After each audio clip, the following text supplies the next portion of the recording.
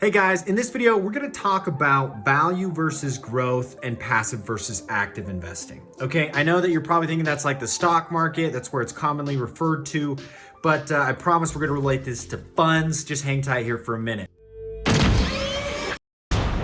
But I wanted to start by just kind of covering the basics, right? Going over the characteristics. So value investing was actually first originated by Benjamin Graham, right? Warren Buffett definitely subscribes to his ideologies. If you go read the book, The Intelligent Investor, it's a great place to start on value investing. Some of the characteristics of it, it's into stable companies, right? It's in cash flow industries. It's in companies that have had a track record, that have had 5-10 years, stable cash flows, and it's predictive. But a key feature of value investing is the intrinsic value is higher than market value. And what I mean by that is, the fundamental valuation of the company is more than what the market perceives it to be. And so in reality, it's a great investment. It's a value play, right? Because once the market realizes how much, this company or investment or opportunity is actually worth, then it'll autocorrect, right? So there's kind of this, in finance, there's this big debate, and if you go to classes, they're going to ask you like, are markets efficient, right? And that's basically saying, does the market, and this is public market generally, but does that correctly price assets? Does the market because it's a free market, right? People can buy and sell as much as they'd like. It's supply and demand. Is the market efficient? Okay, and there's kind of that big debate because value investing is saying no, it's not, because there's all these opportunities that are below market value that are actually worth more than what it's perceived to be.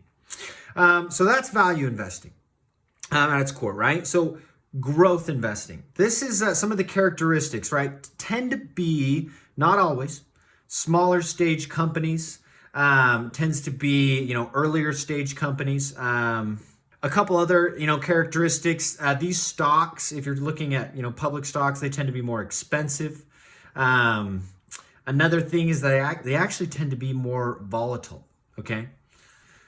Growth stocks tend to have higher PE ratios, right? And the whole, strategy behind growth investing is that, look, this product or company has a, attainable market. If the market accepts and utilizes this product or service, then, their price is going to go to the moon, right? So, it's really counting on future growth. So I know I said they tend to be smaller, but I mean, look at Tesla and, Apple and Google, right? Those are growth companies, right? Why? Because they're constantly innovating, right? So value, just for perspective, value stocks tend to be like, the financial sector, like bank stocks or utility stocks or oil stocks, really those stable industries, okay?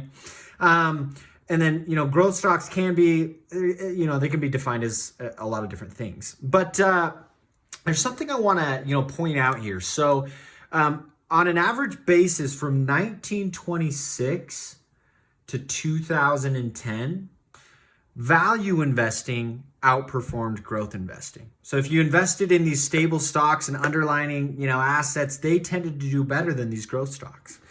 But from 2010 to present, growth actually outperformed value. Now, obviously, there were some years in there where, obviously growth beat value and value beat growth and those, but on average, right, for the most part, that's an interesting trend, right?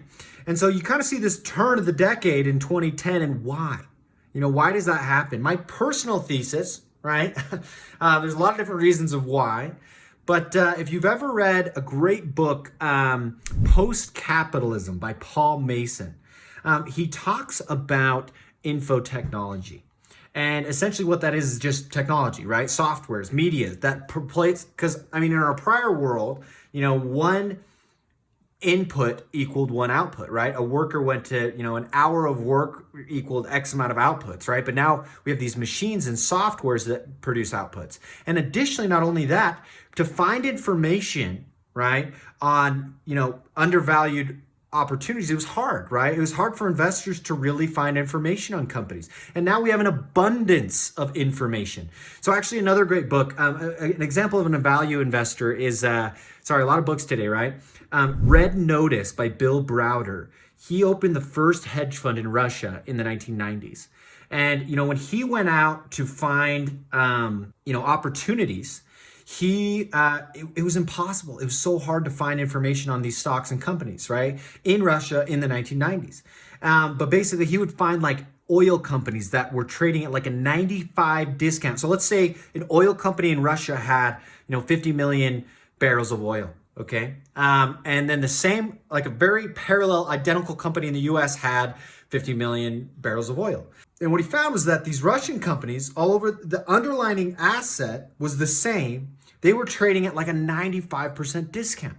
So obviously he would publish these reports. He'd buy a lot of the stock and then publish these reports on them and, make a lot of money. But you think about that, and it's the market is smarter today than it was, in the 1990s. Why? Like the average investor, we have YouTube, right? Like there's so much information out there that markets can be more efficient. So my thesis kind of is that, growth investing is here to stay. And it's because value investing is based upon the fact that there's misinformation in the markets and the markets are mispriced. But I think our markets are just getting better and better price, and it's harder to find those arbitrage opportunities, right?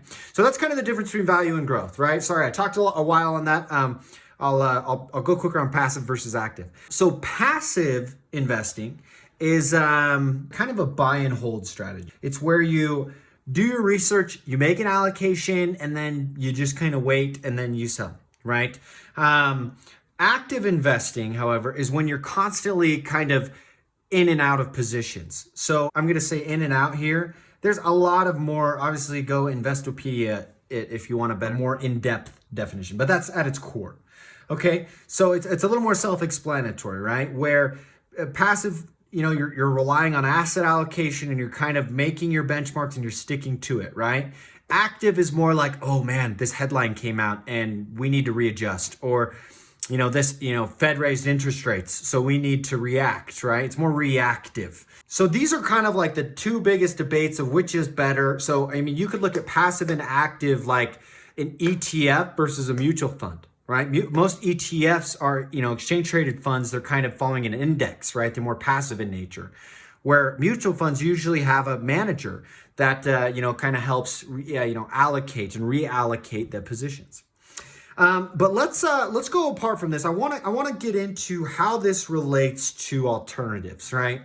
Alternative investments and things of that nature. So if we look at this, if you were to kind of, and the reason I'm doing this is I want to give you a different lens into alternative assets, right? Of where they fit, how they fit into a portfolio, and why people would actually want to invest in venture or over real estate, and private equity over, hedge funds. So let's first define them in these two buckets, right? So real estate. And obviously these are my classifications of these. They can be classified as whatever you want, but just for, purposes of this video, I'm going to bucket real estate as a value play. Why? It's stable. It's, you're really focusing on the intrinsic value of things. You're not going to see crazy growth in real estate. It's usually, very, very consistent returns, right? You're focusing on cash flows. There's an underlying asset. Most real estate funds are between 10 and 20%, right? And some can be crazy growth, right? Like if you're focusing on distressed opportunities or these crazy rehab and flips, but most of them are very stable in nature, okay? I'm going to put private equity right on the line, just because, maybe a little more on value, because private equity, you're investing into value companies usually, not growth companies. You're investing into companies that are stable and have cash flows, and it's kind of like a management buyout, or, you're infusing debt into the balance sheets and, flipping the companies that way. So, that's kind of where private equity fits in. I'm going to put hedge funds next. I would say they're more of a growth. Why? Because they're usually investing into growth industries. They obviously can invest in value, but for the most part, you're trying to beat the market. Okay, like that's your intent, is to trade better than the S&P 500, right? And add all these arbitrage opportunities in there. And then after, of course, venture is certainly, a growth asset where you are really trying to 10, 20, 100x your capital, right? You're trying to invest in these early stage concepts and grow your money like crazy. So that's kind of where they fit in on value versus growth. In passive versus active, I'm also going to add, let's add fund of funds in here. A fund of funds is where obviously a fund manager raises money and then identifies different fund managers and allocates the money with them.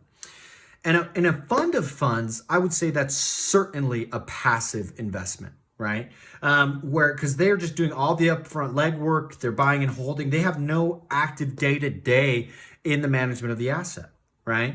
And then obviously for all funds, right, fund managers in perspective, they're more active because they're really identifying those assets, implementing their value out of their play, and then selling out of it. But to get more asset specific like we did over here, it's hard to kind of define real estate VC, but let's make a distinction between venture and private equity. Okay, so venture capital is certainly passive in nature. Why?